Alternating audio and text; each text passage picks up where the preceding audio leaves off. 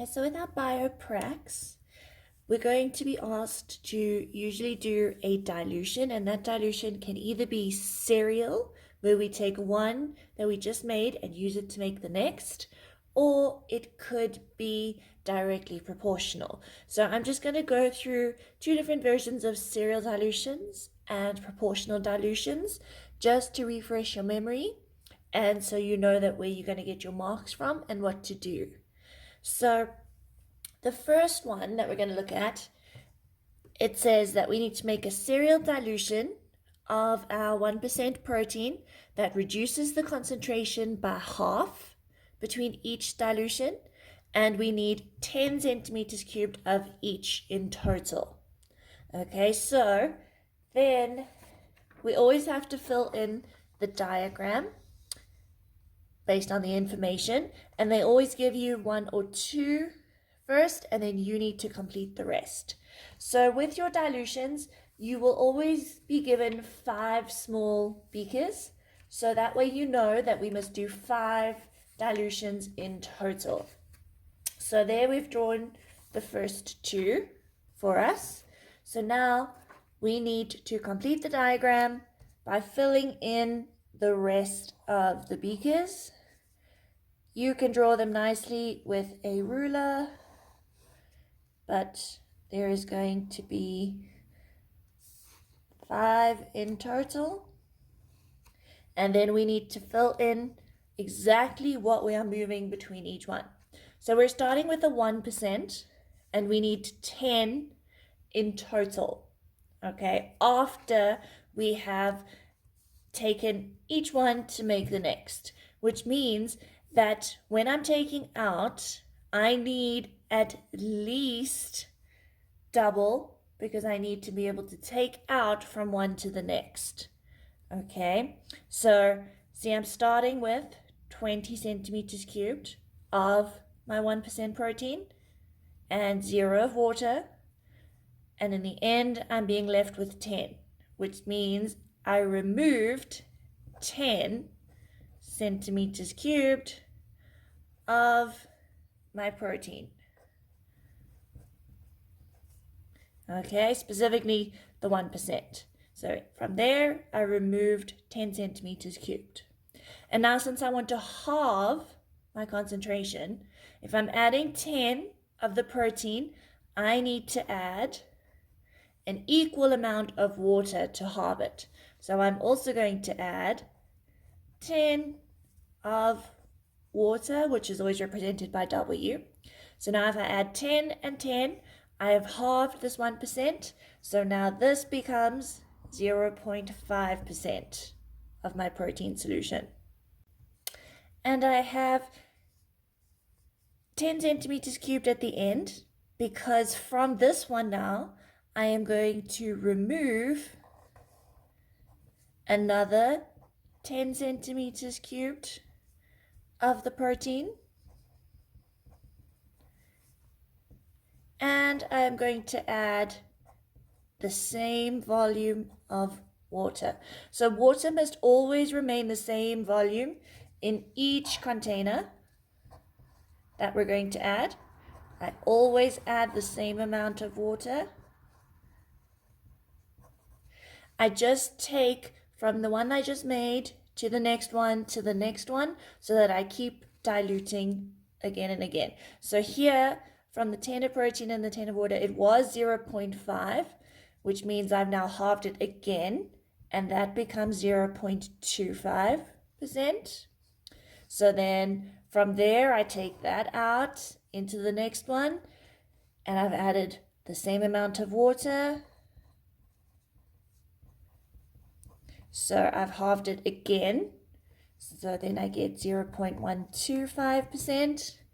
And then I take it from there to my next one with 10. And I've halved it again. So now all I need to do is draw in my lines for solutions and fill in my total volumes of each. So remember, because I added 10 and 10, but I removed 10, it means that there is 10 centimeters cubed of my 0.5%, okay, that you can write out exactly as they do. Same applies here because I added 10 and 10, but I removed 10. I've got 10 left. 10 left. And in the last one, I never took anything out. So now I've got 10 and 10, which means in the last one, I should have 20 left. So if we look at what we would do in our experimental solutions, so I need 5 different beakers. I start with my 1%, okay? And then the other ones I am going to be making. And I'm going to be halving the concentration each time with my water. So I need 10 centimeters cubed of my first solution that I'm going to use. So using your syringes the whole time, I am going to be adding 10 to my first one and 10 of water.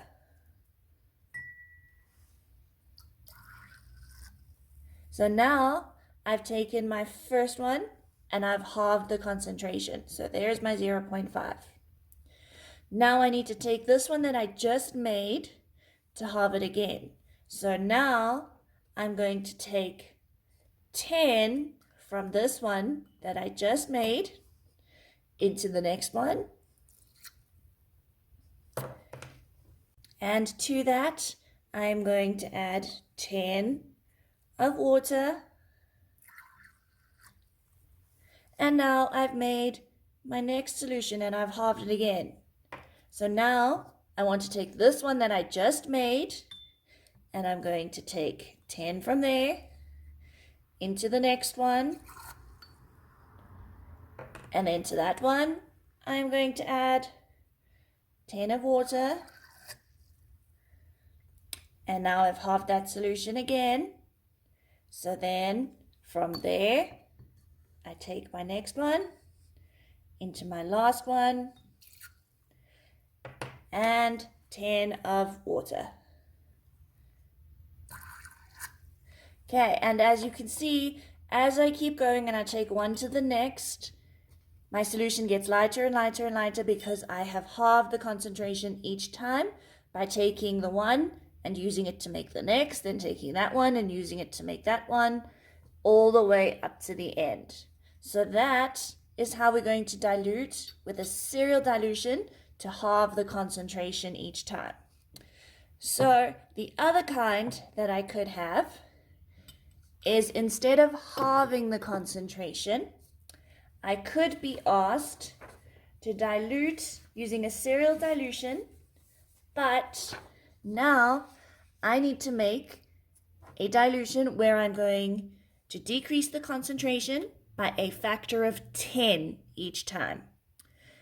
And in our solutions, usually when they give us a factor of 10, they always want us to make 10 centimeters cubed. Okay? So that way we can always use it in a ratio of 1 and 9 to make a total of 10 to dilute each time by the factor of 10. So we would get another diagram just like the last one, with starting with our 2 beakers. And because we would always get 5 beakers in total, we would then need to fill in and draw the remaining 3.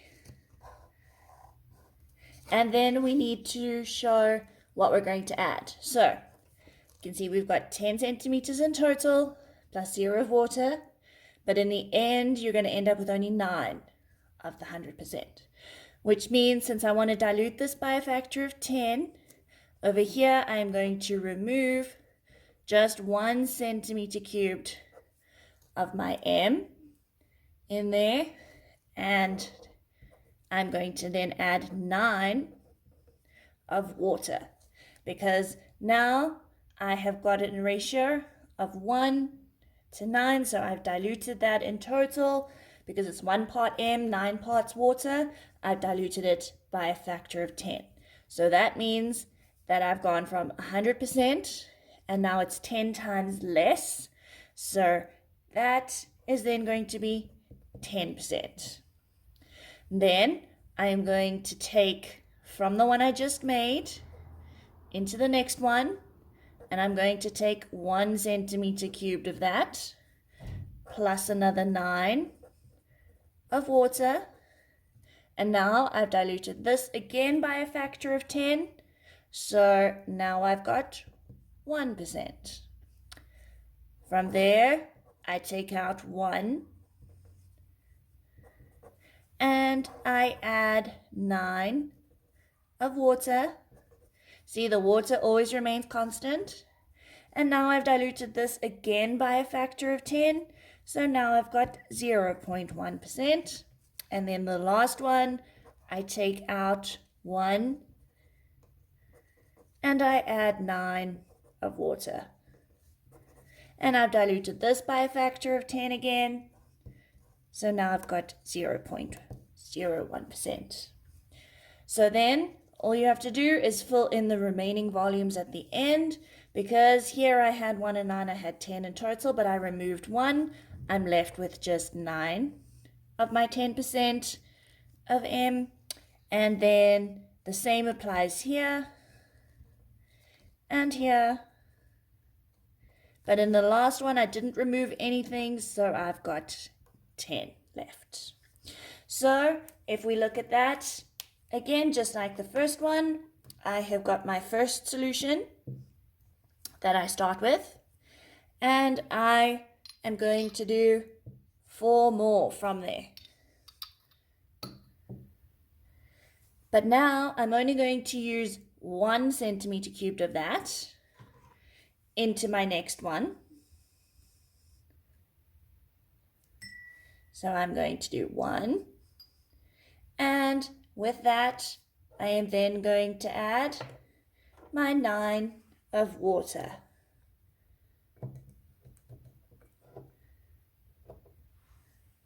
So now I've only got 10 in total. So now from this one, I am only going to take away 1 centimeter cubed into the next one. And to that, I'm then going to add 9 of water. Okay, and you can already see there is a huge color difference from where we did the first time, where it just got gradually less. Here, we are diluting it each time by a lot, so it's going to get rapidly different. So now I've just made this one. So now I'm going to take 1 from here into the next one with my 9 of water. And there, for that one that I just made, I am then going to take 1 from there into the next one and add 9 of water. And there you can see, basically, because we've diluted this from 100% all the way down to 0.01%, this is very, very dilute in comparison. But that's how we're going to take a serial dilution and use 1 to make the next, to the next, to the next. Okay, and you're always going to do the same thing, either halving it or doing it by a factor of 10. Those are usually the only kinds that they want. If they want different versions of concentrations, then they would ask you to do a proportional dilution, which would look something like this, okay, where it says you're going to do a simple proportional dilution, okay, in this case, of what they want, preparing 10 centimeters cubed of each concentration, and they give you the final concentrations that you need, starting with 1, and then they want you to dilute 0.8, 0.6, 0.4, and 0.2. Okay, and we want 10 centimeters cubed in total. So since we want 10 in total, starting with 10 and 0 to give us 1, our next one to get 0.8% To get 10 in total means I have to add 8 of what I want and 2 of water, because 8 into 10 gives me 0.8. And then to get 0.6, I need 6 in 10, which means that has to be 4. Then I need 4 and 6, because 4 into 10 gives me 0.4, and 0.2 would be 2 in 10, which means this has to be 8. So there I've got a direct dilution, because I just choose the volumes of the acid and the water that I want to add, and each time I'm going to use my original solution that I've got to make this dilution. So for this one, all I need is my beakers, but now since I am using the same solution for each one, I can take my original solution and I can just simply divide all my proportions. So the first one, I'm using 8, and then I can use the same one again because I'm using the original solution into the next one where I want 6. Then the next one, I want that solution, but I only want 4. And then the last one, I want 2. So I can take that original and then I can just add into each one, because now I'm not needing to make the first one to use for the second. I'm using that original. And then from there, I can simply just take my water and add my water in the correct proportions to each one, because I've got 2 and then 4 and then 6 and then 8. Okay, so now I've still diluted from my 1 to 0.8 to 0.6 to 0.4 to 0.2. You can see there is still a color change, but I simply used that first solution in each of them, and I didn't need to make up one to make up the next. So that's the difference between a serial dilution and a direct or proportional dilution. So depending on what they ask, you're either going to simply just fill in a table, or you're going to go one to the next. Okay, so another example of a table like this one. We need to do a simple dilution of your ethanol to make concentrations between 100 and 75%. Okay, and reducing each dilution by 5%. So that means that in there, we still need 10 centimeters cubed in total. They gave us for 10 and 0, giving us 100%, and 7.5 and 2.5 to give us 75%. So now in there, we just need to fill in each time. They told us we must reduce it by 5%. So from 100, it means I need 95, 90, 85, and 80 down to 75, and now I need to fill in the respective concentrations or volumes. So to get 95% in a total of 10, I am going to have to add 9.5 and 0.5 of water to get the total of 10. Then for 90, I'm going to add 9 and 1. For 85, I am going to have 8.5 and 1.5, and then for 80 I'm going to have 8 and 2, because we've got to add all the total up to 10. And now in here, because I've got one decimal place for some of them, I always need to add in so that they're all the same. So if there's one decimal place for some of them, I need one decimal place for all of them, so I need to add in the zeros. And it's always best in your biology pracs to rule lines in between each of those tables, because even in our table of results, we always need nice neat lines, and we use a ruler and separate all of our results. So that's what you're going to do for a direct dilution compared to a serial dilution. And then the other thing that we could be asked for in biology is to do a plan diagram for our microscope work. So if I have an image that I'm looking at, remember you would look at this through a microscope. To draw a plan diagram, I need to follow the rules, and I need to take this and only draw in the layers without the cells. Nice and neat with thin, sharp lines. So it's always best to use a clutch pencil because then your lines are always the same. But if you do use a normal pencil, just make sure that it's nice and sharp. And if I look at this diagram and I have to draw a plan diagram, I start by drawing my outer lines, nice and neat, all connecting on the ends.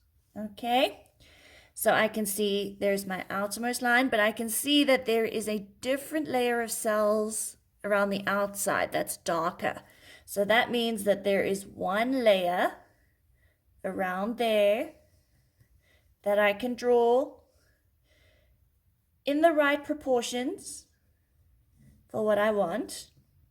Nice and thin, because that's a thin line there. And that's one layer that's consistent around the whole thing. Then I've got another layer in there, okay, before it changes again. But in here, I can see that there are these bundles in there. So now I need to draw those as well in the correct shape, and I need to draw the correct number of bundles. So there is 1, 2, 3, 4, 5, 6, 7, 8, 9, 10, 11, 12, 13 bundles. So I need to draw all of those in the correct proportions, like I have, all the way around, nice and neat. Again, just so that I have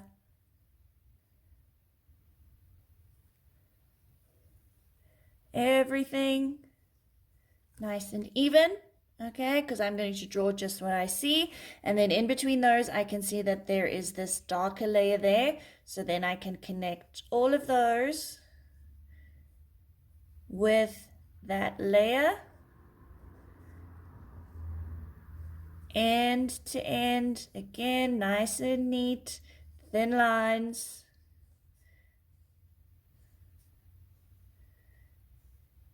All ending up. We want to try as much as possible not to do things like that. You want to go nice and slowly to connect them all together, okay? And you don't want anything thicker than that straight line, okay? Because if there's any sort of shading or anything, then you will lose marks. Then in that vascular bundle, there is 2 different types of tissues, so we can separate them end to end. Like I said, nice and neat, so go slowly when you're doing your microscope work drawings. Okay, and then we have that innermost layer, which is all consistent. It doesn't matter that you see some cells slightly darker than the others. These are all still part of the same tissue. So we don't need to draw any lines or anything in there, because as long as it's the same tissue, we represent it in the same space. So your plan diagram, just the layers of tissues without any cells and just lines dividing the areas together. Okay, so that's basically all that we need to know for a quick recap for doing your practical work. Okay, as long as you remember, everything needs to still be in tables, drawing nice straight lines, always putting in units as well. Okay, and then for your microscope work, a nice sharp pencil. If you ask to label anything, you draw that also with a ruler line. Okay, and a plan diagram has no cells. And if we are drawing cells next to each other, no shading.